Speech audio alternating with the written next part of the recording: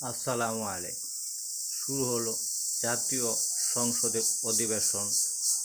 জনগণের দ্বারা নির্বাচিত ঐতিহাসিক নির্বাচনের পর নতুন সংসদ। এ সংসদের সভাপতিত্ব করেন খন্দকার মোশাররফ হোসেন। তারপর নির্বাচিত হয় স্পিকার। স্পিকার হলেন মুক্তিযোদ্ধা অবসরপ্রাপ্ত হাফিজুর রহমান। তারপর ডেপুটি স্পিকার হলেন কায়সার কামাল। এছাড়া সংসদ নেতা প্রধানমন্ত্রী তারেক রহমান উপস্থিত ছিলেন।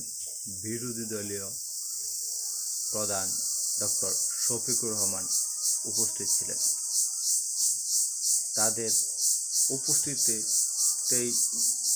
তাদের উপস্থিতিতে নির্বাচিত হয় স্পিকার এবং ডেপুটি স্পিকার সহ বিভিন্ন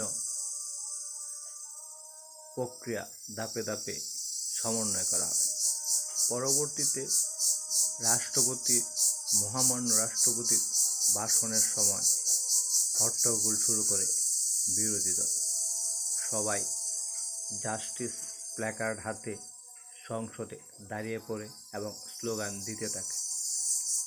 এ সময় রাষ্ট্রপতির ভাষণে ব্যাঘাত সৃষ্টি হয়। কিছুক্ষণ হট্টগোল করার পরও তারা বেরিয়ে যায় রাষ্ট্রপতির ভাষণ না শুনে। এভাবেই নতুন সংসদের যাত্রা শুরু হলো।